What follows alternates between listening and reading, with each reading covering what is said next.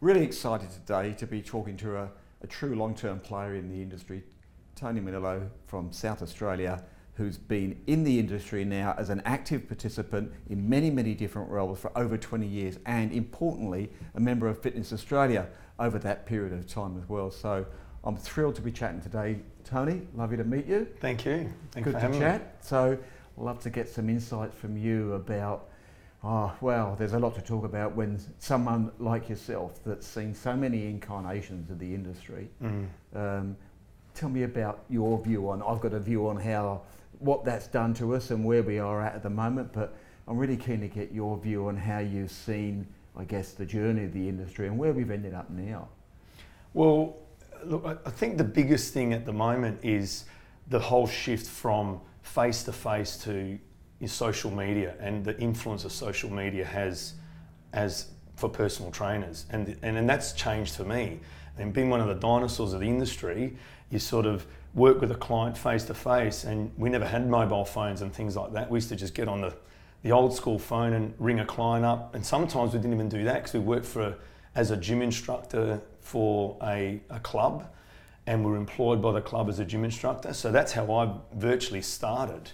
And the way I built my income was starting off as an instructor, moving to then teaching super circuits and then aerobics and working reception. And I did every possible role in the industry, 20 years ago. And then I remember the whole concept of being a personal trainer was if anyone wanted a personal trainer, that it would be for the rich and famous. It wouldn't be, for the average person that came to the gym.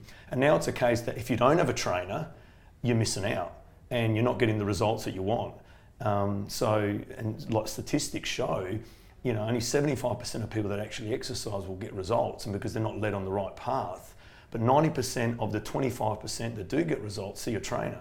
And that's the input and the effect that we can have.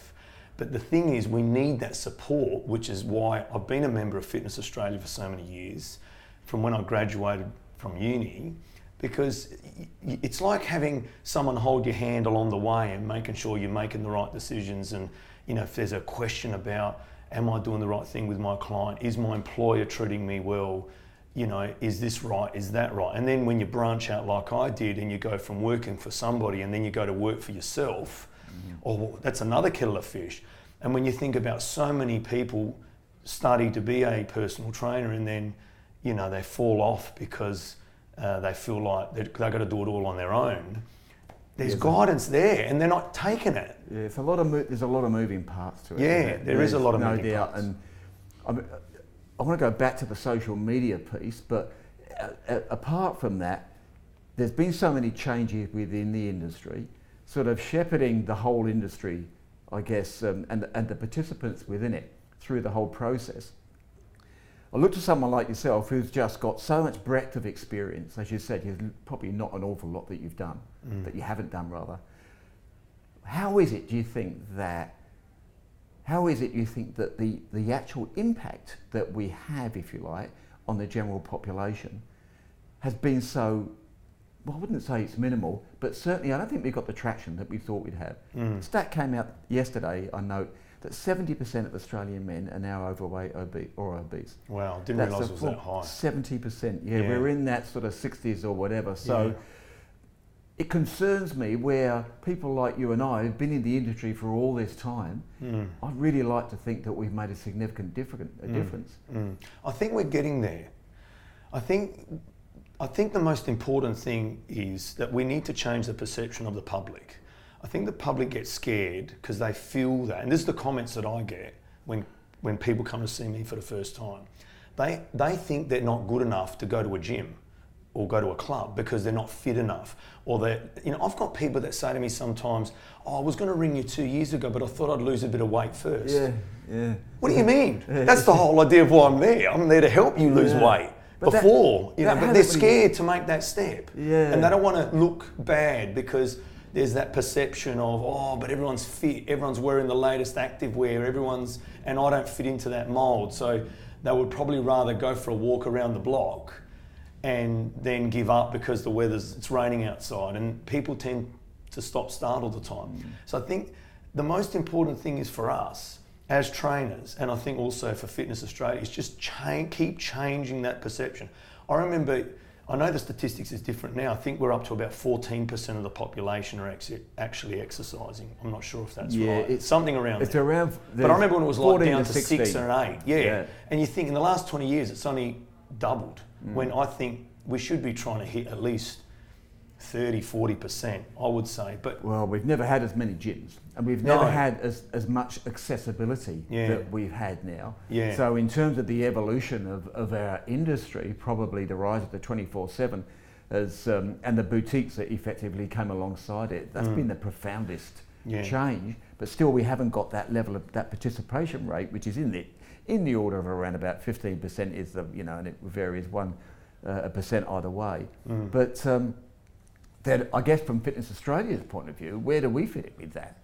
What do we do to keep, if there's a loftier ambition to get that 70% of Australian men that are overweight or obese, to get that down, how do we participate in that? And I guess I'm interested to know how you see Fitness Australia's participation in that, because for me, it's great feedback to hear from someone like yourself to say, well, this is the kind of place, this is the space we think you should be moving in, and this is the kind of activity.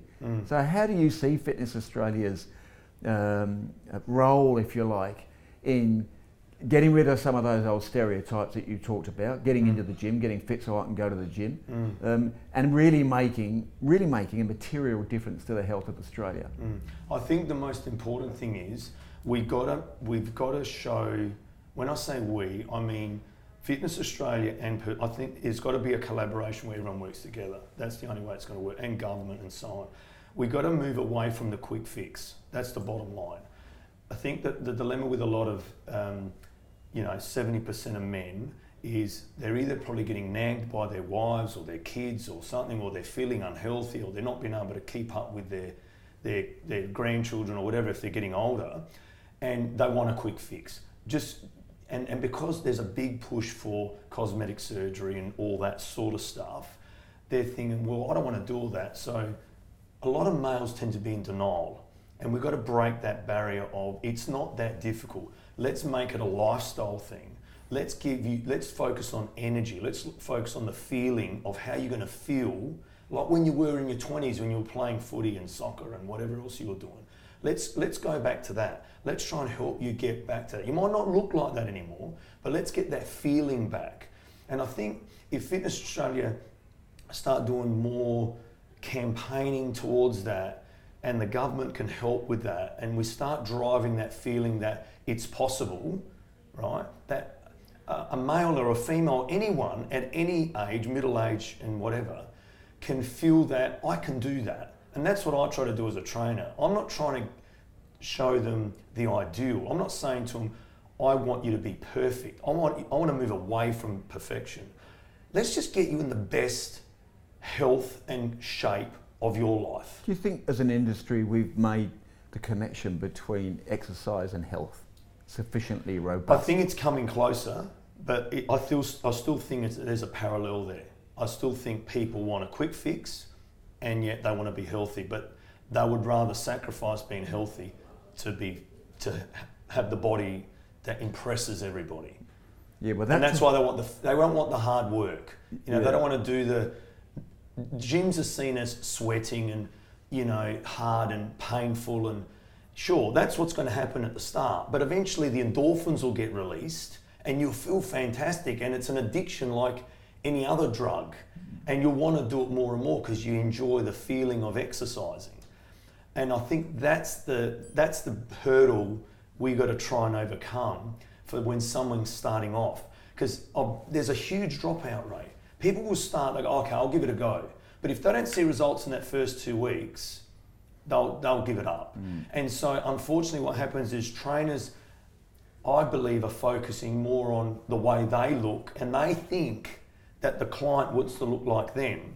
And I say to them, they don't care about your six-pack. They don't care what you look like. You got to show them how they can change and look the way they want to look. And I think if Fitness Australia makes it not look easy, but helps that 70% feel that it's attainable and it's achievable, and it's not going to take all my life to do it, but it's important to exercise for the rest of your life, and it doesn't have to be hard. I think it'll be great. And once the ball gets moving, the whole thing will change. Society will make a change. So Tony, what do you think about, and I find this a fascinating question really, the role of social media in this? You touched on that earlier in the conversation. My view is it's actually probably, for all the benefit that's come with it, I think there's been an equal and opposite negative. Oh, without a doubt, think it's a we've gone double-edged backwards with body image in that conversation, and I don't see that changing. No, and it might get worse. I mean, it's definitely a double-edged sword, but that's like anything. You know, it's the same as if someone thinks, I'll take these, you know, diet pills, I'll go on this particular detox or whatever it is, and I'm going to lose 10 kilos in 2 weeks, and then they get themselves sick. You know, it's a similar thing. There's always going to be something out there. There's always going to be something that's going to be marketed to make it feel and look easy. And social media is just another platform that happens. Unfortunately, it's creating anxiety and depression in young adults because they're not able to meet that image. So that's why I'm saying we've got to move away from the image. We've got to get to how people feel and the energy associated with how people feel. If we just shift the focus and look at empowering people to be healthy through having more energy and feeling better. Let's focus on feeling better. Let's focus on being able to do more in your day and spending more time with the people that you care about rather than looking a certain way. Because I bet you, if someone has the six pack and looks fantastic and has the body image that they've always desired, I guarantee 99% of those people are still not happy. And they're never going to be happy. No, so what are they chasing? They're chasing an unachievable dream. And the funny thing is, where there's that negativity with social media, once they achieve their goal and they look exactly the way they want to look, everyone hates them because of the jealousy associated with the way they look. So they work so hard to get there and everyone hates them because they're jealous of the way they look. It's like this continuing, I suppose, change. I mean, if you go back 20 years, it was all about core stability and transverse abdominis, and you walked into gyms and there's people standing on a basal ball with one leg doing a dumbbell curl or whatever. Then that all loosened up. Then we all went crazy. Then CrossFit, everyone, you know, the other extreme, if you like. And now we seem to be coming back into mindfulness, meditation, rehabilitation, these kinds of things. Are we just constantly reinventing ourselves, do you think? Do you think we're just going around this never-ending faddish cycle? Yeah, I think that's going to happen. Even the diet industry moves in that way. You know, it's funny. I remember years ago, I saw my mum had one of those, you know, the ab roller things. And I found they're all around now. Kettlebells were used in the 40s and 50s. They're all, now it's the staple equipment for personal trainers to use.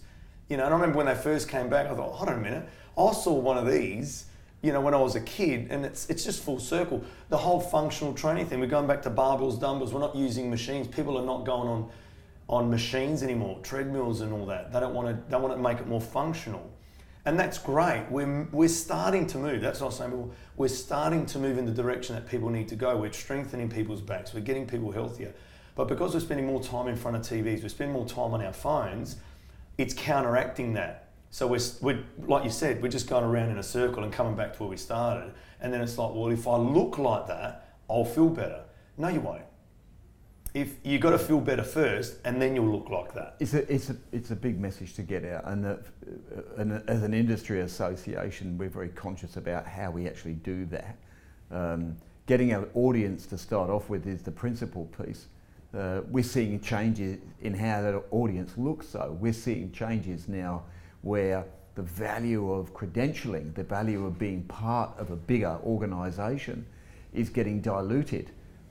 People don't necessarily see that being part of, if you like, an industry association, the benefit that comes with that. You know, you've got a lot more people out there. The millennial mindset is more about being anti-establishment. if you like, rather than the other way. How do you see that affecting the next 5 years in the industry? What do you think is going to happen to that cohort of individuals as they come through? Are they going to, at some stage, be looking for a sense of identity, if you like, through a single body that represents them, or do you think it's going to get more fragmented? I reckon it possibly will get more fragmented, because this is how I look at it. People like that are like someone learning how to drive a car without getting instruction. I'm just going to get in a car, I'm going to drive. Sure, you'll be able to drive it, but I bet you'll have an accident because no one's taught you how to drive it properly. We all needed a driving instructor. I see Fitness Australia as the driving instructor. I'm a trainer, I've just got qualified, I need someone to guide me, I need an association that's going to support me, whether I want to work for someone, so they support the business and the employer and the staff member, or if I want to go off and set up my own business, I'm being supported by an association, so I can be successful in my business. If I'm successful in my business, I can then portray that success to the people that I train. And I think that's really where it's at. I think Fitness Australia's role will always be there no matter what. And there's going to be people that will always dot the I's and cross the T's, and they'll be successful because they'll work with Fitness Australia, someone like myself. But there'll be the rebels that'll say, no, I can get all the information I want on social media. And it's no different than clients. Clients might not see a trainer because, what do I need to see you for? I can buy a $5 app and get all the exercises I want. I can go on YouTube and watch anything I want and learn why aren't you doing it? Yeah, it goes all the way through. It goes right through. So they do it for 5 minutes and then they stop, and then they come back to us again. So it's the same with us. We'll get trainers that'll come through the industry and they'll do it for a bit and then they'll go, oh, this is all too hard. I don't want to get up at 5 o'clock in the morning and see a client and then they don't turn up when I want to sleep. I want to spend time with my friends, and I want to do this, I want to do that. So it's that, like you said, the millennials is the shift that we need to make for them to realise that there's people like myself, there's people like an association like Fitness Australia that will support them, but you gotta ask for that help. We're putting our hand out to you, but if you don't grab it, you're going to fall off the cliff. Let me ask you, because there's a lot of stuff that we do within the association. I mean, fundamentally, we're advocates for the industry. We run the Register of Excise Professionals. We have a business membership and we provide value for business members. You've been effectively using Fitness Australia for the last 20 years. Yeah. If I asked you, what are the bigger things for you in terms of what Fitness Australia does for you? And I find this really interesting because staying in touch with what is valuable to your membership is a critical piece. And people are quick to tell you what isn't, but not always so quick to tell you what is. So I'm keen for someone like yourself who's a long-term player. What's the three, most valuable pieces that we bring to the industry and we bring to your business? Well, the thing that I love the most is how you've rebranded the website. So I can go to a central point and find all the resources I need. From the decals that I stick on my front door to all the PDFs that I can download that I can use with my clients without having to... I remember the days where we had to write them all out ourselves in a Word doc. Now they're there. Print them off, put your logo on the top, Fitness Australia branding on it. It looks professional, it's simple, it's quick, it's easy. That's the most significant thing for me as a trainer because I'm busy and I need those resources. So the resource section of the website is brilliant. The business section and the fitness professional section is great, and all the ways that you promote the CECs and all that sort of stuff is fantastic. And that's why I've stayed true to Fitness Australia. I believe in what it does. I think personally it should be compulsory that everybody that graduates and becomes a trainer or a fitness professional must be a member. Why do you think that? Because of the value that Fitness Australia offers. And we need to show the public that we are united and we are professional. And if there's someone that just goes to the gym, does a bit of weights, loses 10 kilos and says, well, look, I can do just as good a job as that person, and they recommend an exercise, and then that person hurts themselves, game over. And there will come a time when that'll happen. Yeah. There will come a time where there'll be a legal issue of some sort, and that trainer who is not registered will fall flat on their face and lose everything, and that's when everyone will wake up and go, wow, I didn't see that coming. Yeah. And it's the ones that, like myself, that are protected, they've got the insurance behind us, you know, as you guys have got your association with Guild, and now you brought Com in to handle the marketing. And I love how Fitness Australia is now adding more arms to the machine, which makes it easier for me as a trainer. I can go to a one-stop shop and I get everything I need. I want marketing, I see Com. I need HR support, I need legal support. There's people there at Fitness Australia that can answer my questions directly. That's brilliant. That's exactly what I need. I don't want to be ringing an independent lawyer and paying hundreds and hundreds of dollars for a service that they might not even understand what I need, where I'm dealing with someone that knows my business, that knows what I need to do, that knows the people that I serve, and that's so important. Yeah, I'm interested in that professionalisation. Yeah. You know, as you know, our tagline is we professionalise exercise, and it's really important to me at a personal level, but as an industry level, where we aren't seen to be this sort of disparate group of individuals that don't have structure, that don't have evidence of like proper qualification, continuing education, even in terms of the way that personal trainers present themselves in clubs. You know, I train in a lot of different gyms, and oh jeepers, if I see one more trainer leaning back against the wall while his client's doing something and he's messing with his phone, I think I'm going to fall over. Yeah, and that happens a lot. All the time. And that's, again, going back, the social media has changed, and that's why we were talking about before about it's going to separate. The more that kids, and they come through, are spending less time socially and communicating face-to-face with people, the more we're going to lose that face-to-face contact with a client, and the more future clients will go to social media for the advice. One, it's affordable, and two, they don't need to worry about the face-to-face contact or the trainer not paying attention that they need. So that's a tough one, because people need to talk to someone sometimes. A phone's not always going to have the answer, and a phone doesn't have feelings. So the phone's not going to understand how that person that is overweight and unfit and unhealthy and wants to get to where they want to be, how they feel. And only a person can do that. Face-to-face human contact is the only way that's going to happen. And so for personal trainers, that's never going to end. But it's how does Fitness Australia support the trainer to be able to do that, or support the club to be able to do that, so that we can. I think the other thing is too that Fitness Australia needs to start policing trainers that are not registered, that are not qualified. Because the funny thing is, in all the years that I've been a trainer, only twice ever, and I've trained thousands of people, only twice in my whole life has anyone ever asked to see my qualifications. And that's sad, because I've got it on the wall. You know, I've got my Fitness Australia certificate, my business registrations sitting next to my degrees. Do you think it's because people expect you to be qualified? I agree, they do. So that's what I'm saying. It's like driving a car without a seatbelt. Some trainers that are not qualified, that are not registered and don't continue their registration through continuous education are only doing themselves a disservice. You know, there's so much garbage on social media and on that they can get that is misleading to the client, especially from the rehabilitation point of view. You know, I've seen trainers do some exercises, and like you said, you watch them lean back. Oops, you watch them lean back like I just did. To lose my thing. You gave me a dodgy chair. That was not planned. That wasn't planned, but great footage.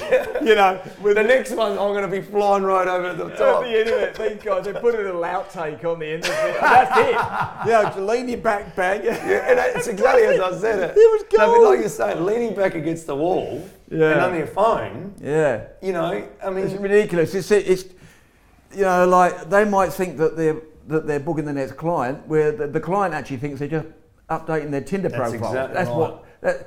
That's exactly right. You know, there's a few big things with this. I look around. I don't know. Particularly, I mean, there's some few ground rules, I reckon, when you come into this industry around specific activities and behaviours. And for a start, never have a phone in your hand. For me, Like if you need to do that and you do it electronically, have an iPad so people got an indication of. So fundamentals like that, fundamental instruction on how to use a piece of equipment. Never do a bench press on a Smith machine, for example, without setting the bar stops. That's rule number one, and show your client how to do that. Rule number one, most dangerous piece of equipment in the whole club. I see people doing bench press without collars on the side. And then they wonder why the weight, and they rip the weights off the side and the bar goes Something, and they go, yeah, they're crazy. But that's stuff. what I'm saying. There's only going to be a point of time when there's going to be something happen, and it's really going to wake the industry up, and we're going to all be saying, wow, I'm glad that I was a member, I'm glad that I'm supported, I'm glad that, I did the right thing. What else would you like to see from us? Where would you see the future for Fitness Australia? Again, two things. I think policing the ones that are not registered and stamping out the ones that are not qualified as well. People that are just going off doing, not even doing a course, they just make out they're a trainer, start training their friend, which is doing a disservice to the ones that have made the effort to go and do the courses, get registered, maintain their CCs. So I'd love to see the policing occur from within a club and also outside. And also better targeting of that, 60, 74, 80%, 84% of people that don't exercise. We know there's 14%. We do enough, marketing for the 14% that exercise. They're taken care of. It's the ones that are not, that are, we've got to get the incidence of heart disease and obesity. All these things, these chronic illnesses, something as simple as high blood pressure, that it's got no symptoms. People don't even know. They're in such denial, especially males. Women tend to be more attuned to their bodies and they want to do stuff. But it's the males, and that's, I think Fitness Australia's role needs to be, how do we market to the average person to make them feel like, hey, I'm going to go and see a registered professional, fitness professional, because I know they're going to look after me and they're going to give me the right program and they're going to make sure that I'm confident that they're going to get me the results that I want. And it's not a quick fix. It's a long-term thing, and it's a lifestyle thing, and I'm going to involve my whole family. Because I'd love to see the days where mums and dads train with their kids. So it's an actual family thing. It's not just for individuals, because at the moment it's individuals that are doing it. It's become even more individualised, really, where so many people sort of shrink into their own space in the gym with the headphones or whatever. Exactly. We're actually sort of contracting back rather than sort of opening up and being more generous. But that goes back to see, and this is where it's changed a lot. A lot of clubs now are subcontracting trainers, and so that there's no one walking the floor anymore. I used to call it the lap of honour. I used to say to all my staff when I was managing, okay guys, you've got to go out and do the lap of honour. And that meant you have to go out and introduce yourself to 3 people that you don't know, and you need to touch base with them and ask them if they need their program updated or have they got a program. And that was something simple, and it was an easy way to get clients.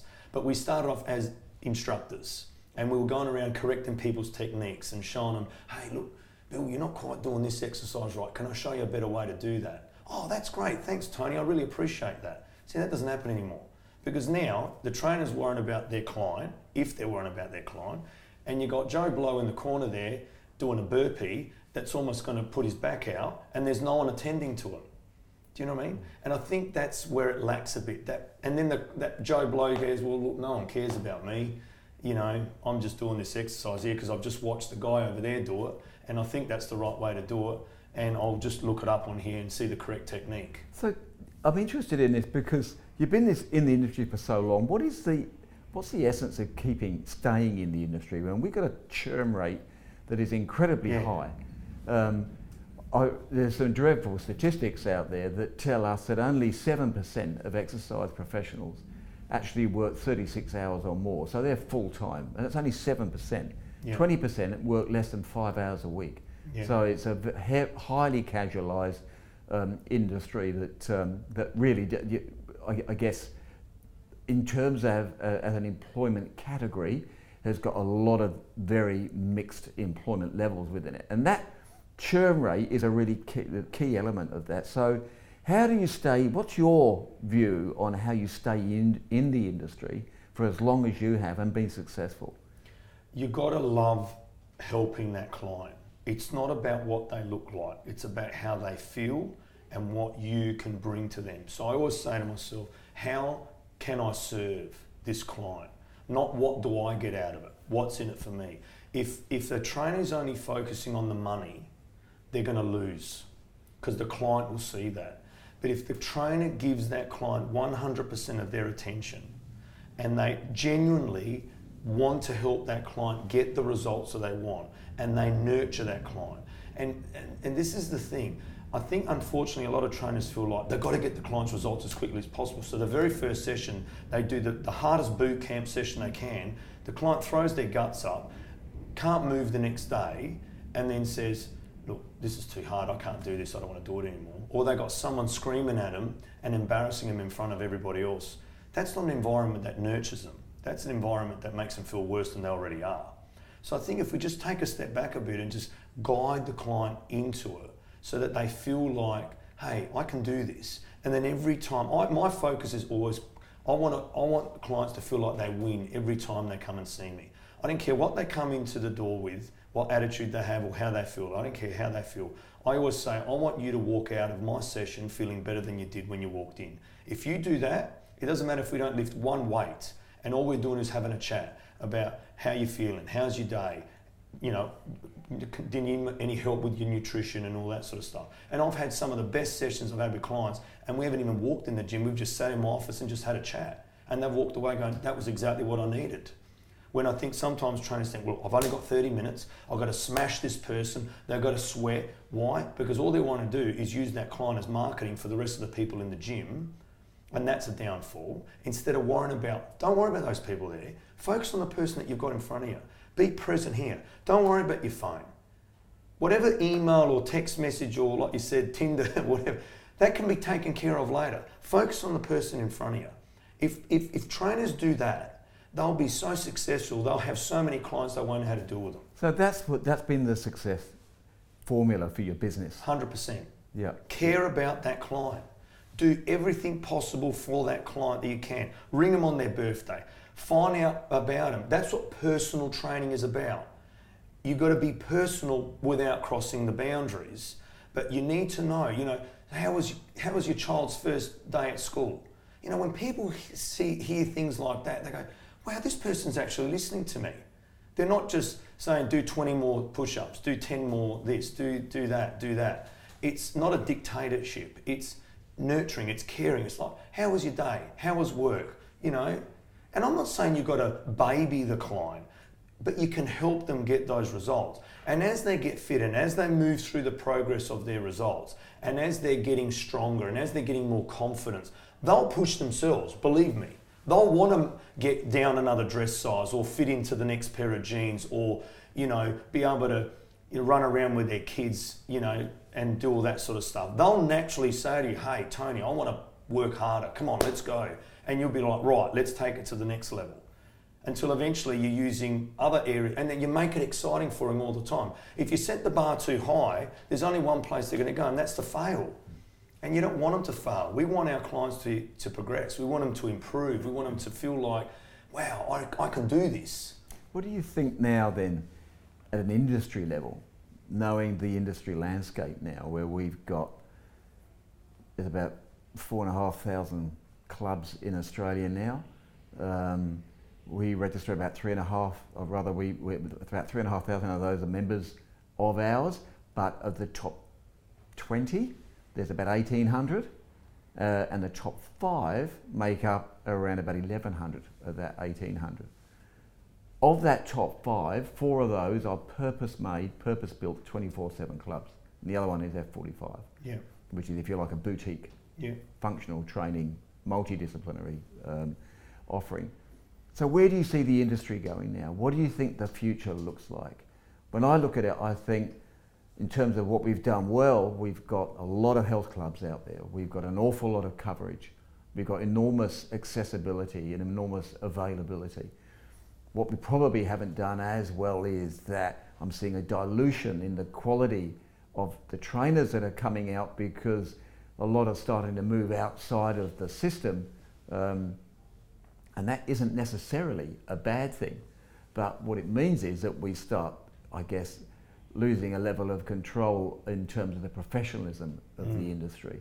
And I also don't know that we've done a great job, and people of my age, so people that are over, I don't see too many people are over 60 that are in gyms, when you think that 10 or 15 years ago, we were all saying, this is the next big market, the baby boomers. They're cashed up, they've got plenty of time on their hands, never's been as many clubs, but we're not seeing it. We haven't made a dent, really, in cardiovascular disease or diabetes. We haven't made a dent, really, in obesity, particularly for men. So we've done some great things, but there's a lot of more work to do. How do you see the future for the industry for us? We need to go back to the model that I use better than ever, is more boutique. We need to get the personal training back to being personal training, not group. What's happened is we've got blurred lines now. It's too grey, where we've got group training, group fitness. Group fitness, back when I taught aerobics, it's now not even called aerobics. It's called group fitness. And then you've got group training, but they still call it personal training. Personal training, in my opinion, is one-on-one, two-on-one, or maximum three-on-one, where you can individualise your routine to each client. And that's all we do. We don't do more than 3 people at a time, and we specialise in one-on-one.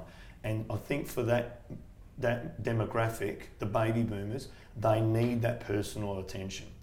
For many of them, they've got injuries, they need to improve their mobility and so on. And that's where now the exercise physiologists are starting to come in and take a bit of that. You know, we're working closer with physios, and I think that's where the trainers need to move in that direction. So there's going to be a distinct market. There's going to be a social media market where you're probably targeting the millennials. Then you've got the group fitness market, which is, like you said, your 24-hour gyms, your F45s and that sort of market. Then you've got your 24-hour gyms, which are people that, look, I don't need any help. I just want to go in and do my own thing.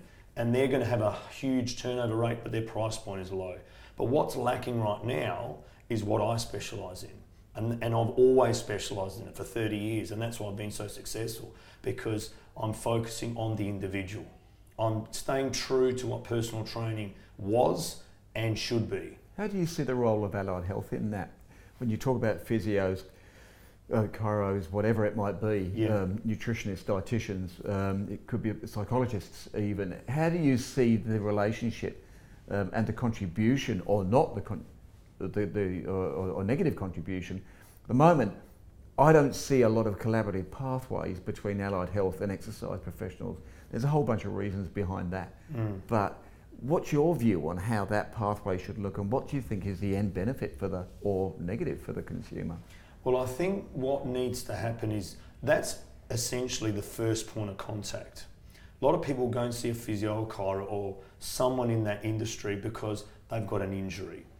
They work through a process with that professional, and that's when it gets broken down. And then they'll go, sometimes, if there's no connection between a physio or chiro or someone like that and a personal trainer, there's no one for that person to refer to. There's no trainer to refer to, because the trainer in that area is not making contact with all the physios in the area, or not making contact with all the chiros in the area. Say, hey, listen, I'm the local trainer in this area. I can help work with you. Let me take you out for a coffee and let's talk about how I can help your clients. And that's how you can bring more clients into their personal training business, and vice versa.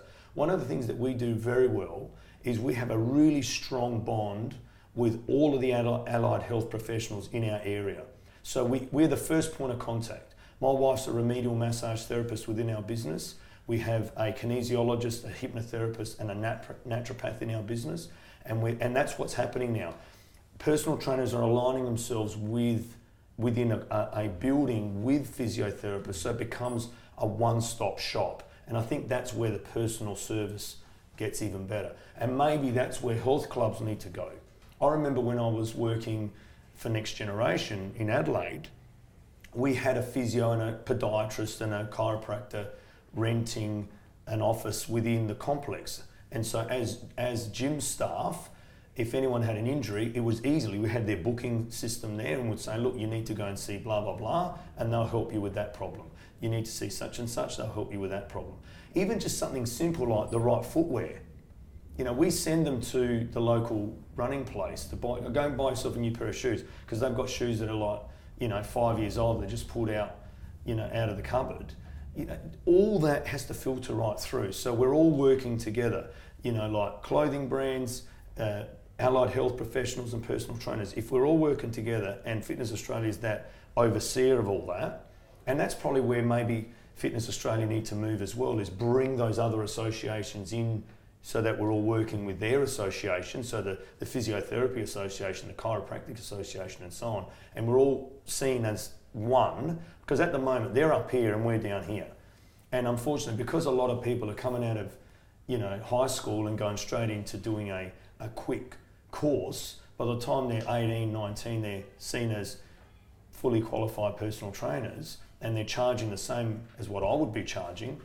The average person goes, and this is no disrespect to them, but they're going to say, I don't want to go and see them. And an allied health professional will say, well, I'm not going to refer to them because I don't have the experience, they don't have the knowledge. I don't feel confident that that trainer is going to provide the level of service that I've worked so hard in rehabilitating this client through my physiotherapy work to then carry that on. And that's where a gap needs to be made. So that the client feels confident to go from the physio to a trainer and vice versa. And there might be a period of time where they cross between, which is what we do, until eventually they move straight to the trainer and the trainer looks after them right through the journey. And vice versa, they come in and see us and we move them over to the allied health professional. And we don't work outside of our scope. That's the other big thing. Trainers are trying to do too much. I'll give you nutritional advice. You're not a nutritionist. You should be referring that client to a nutritionist for nutritional advice. Yeah, training outside of scope, that happens a lot in our industry. Really keen to understand your view on what should be happening around it. How do we stop it? How do we discourage it? What's your view on it, and how do you manage it in your own business? Well, in my own business, I only work within the scope that I'm qualified for, and it's as simple as that. Don't try and be everything to everyone. There are other professionals in the industry that can handle areas of nutrition and chiropractic and physiotherapy and so on, and we should allow that to happen. That's where the referring needs to occur. Trainers are trying to do it all because they don't want to lose that client, but in actual fact, they're taking a huge risk in doing something that's outside their scope, which potentially could hurt that client and cause them to get sued. So I'd stay real fine line on what I'm qualified to do and what I'm able to do. And anything else I just refer on. And the physios and the chiros and all that, they respect that because I'm working within my own scope of practice. One of the things we do at Fitness Australia is try to provide as many benefits as we can to our members and registrants. And one of those is an association with Com Marketing. And part and parcel of that association means that as a member, you get a marketing muscle up session that really talks to your digital marketing and gets you on track. You've been through that. Keen Yes. to know how that went for you, Tony. Excellent. Loved it. It's exactly what I needed at that time in my business. I felt like I was being in the industry for as long as I have and not starting my business with social media and then seeing what other people are doing and not understanding it. I needed that support. And when I re-registered, Com approached me and said, hey, we can offer you this marketing muscle up, and I took it on board and ran with it. And now in doing the marketing muscle up, we increased sales by about, I'd say we generated about $10,000 to $20,000 worth of income in the space of a month or so of implementing the strategies from that marketing muscle up. So it was hugely successful. And now we've gone through another program that Com Marketing offer, which is their Ninja program. And that's just taken us to the next level of Facebook marketing and using Instagram and other platforms of social media. And it's just been a staple for us. And if it wasn't for Fitness Australia introducing Com to us, I would never have known, because other than just Google searching it. So it was really good to have that link, because marketing is so important for a business.